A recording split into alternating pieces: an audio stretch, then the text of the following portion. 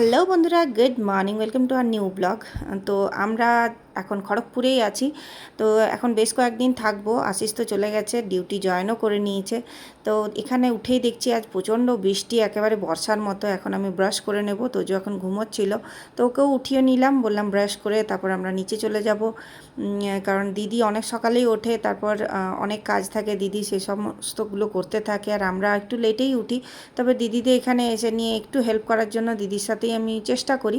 তবে আমার এখানে কিছুই তেমন কাজ থাকে না, ওদেরকে শুধু নিয়ে একটু বসা, সারাদিন ওরা মানে খেলতেই থাকবো, কি খেলবো এইসব করতে থাকে, তাই একটু মাঝে ওদেরকে পড়াশোনার জন্য বসাই। তো দেখো দিদিদের গাছে কত ফুল, কত আম ধরেছে।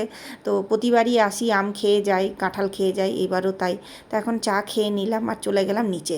নিচে গিয়ে দেখো এই পুচকা পুচকিগুলোর সাথে আজকে সময়টা বেশ কিছুক্ষণ কাটাবো। বাইরে তো ঠান্ডা হাওয়া বইছে, আর দুজনেই আমাদের সাথে এত ভাব হয়ে গেছে, ওদেরকে ছেড়ে মানে ওপরে যতক্ষণ থাকি আর তারপর মনে হয় কতক্ষণে নিচে নামি, তাহলে আমরা খেলতে পারবো। আর তোজোর সাথেও বেশ ভাব হয়ে গেছে, এটা তো এই কাল পরশুর মধ্যে চলে যাবে।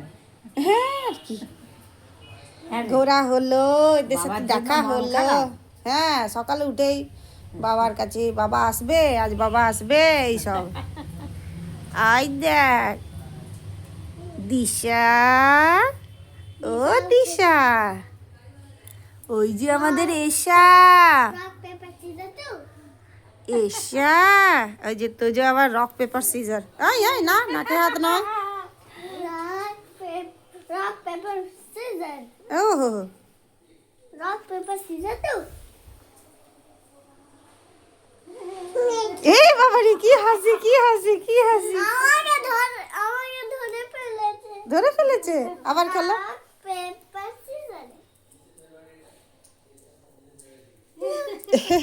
করো করো। Rock, paper, scissors. তো এবার এখানে এসে তোজোরও বেশ ভালো লাগছে, বন্ধুদের সাথে সময় কাটাচ্ছে। যখন রিমি ব্যস্ত থাকছে তখন ও নিচে চলে আসছে, ওদের সাথে সময় কাটাচ্ছে আর কি, ওর বেশ মজা লেগেছে এখানে এসে। আর ওরাও, বাচ্চাগুলো ওর সাথে থাকতে বেশ ভালো লাগছে। তোজো যেরকম যেরকম করছে ওরাও কিন্তু চেষ্টা করছে, মানে ওকে দেখলেই একটা এক্সাইটেড হয়ে যাচ্ছে, খুব খুশি হয়ে যাচ্ছে, এরকম ব্যাপার। তো এখন ওরা একটু ঘুমোবে, আমরা উপরে চলে গেলাম, আর গিয়ে নিয়ে আমরা একটু পাজল খেলছি। তো রিমি এটা বের করেছে, এটা আমাকেও শিখিয়ে দিল, কিন্তু মানে আমার চেয়েও এরা দুজনেই খুব ভালো খেলছে। কাল থেকেই ওরা খেলছিল, আমি তো বেশ বুঝতেই পারলাম না কী যে খেলা।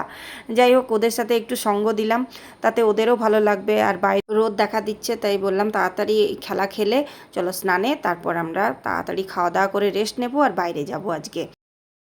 সো যতক্ষণে এরা খেলছে ততক্ষণে আমি চলে গেলাম স্নানে, আর স্নান করে আমি ঠাকুর ঘরে চলে গেলাম, ঠাকুর ঘরটা একটু গুছিয়ে দেবো বলে। কারণ দিদির বাড়িতে বললামই কিছুই করতে হয় না, আর করতে দেয়ও না, তাই জন্য আমি ঠাকুর ঘরটাই একটু পরিষ্কার করে দিই। দিদির এইটাই একটু হেল্প হয় আমার তরফ থেকে, ফুল টুল এনে সমস্ত বাসন গুছিয়ে দিই, এই আর কি। আর আমি গাড়ি নিয়ে খেলেছি। আচ্ছা, সাইকেলিং কে করেছে তাহলে? আমি দুজনেই করেছে, শেয়ারিং করে। তুমি খুব চিৎকার করছিলে কেন? আমায় বলছিল আমার দিদির সাইকেলে চালাতে। ও কি পারে? ওটা অনেক বড় সাইকেল, এখন দিদি বড় হতে এখন আরো 1 বছর লাগবে, তবে দিদি সাইকেল চালাবে, বুঝেছো? চলো এবার স্নান করে খাওয়া দাওয়া করে, আজ পড়া হয়নি সকাল থেকে কারোর, একটু পড়াশোনা করব, তারপর বিকেলে একটু বেরু বেরু যেতে হবে। বেরু বেরু কি ওয়েগনারে? না, ওয়েগনারে নয়, আমরা টোটো করে যাব। টোটো করে কেন? টোটো করেই যাব। না, টোটো করে যেতে খুব মন খারাপ হয়ে যায়। না, মন খারাপ কেন? চলো তাড়াতাড়ি চলো, বাথরুম চলো, বাথরুম জল গরম হয়ে গেছে, চলো। আমি তো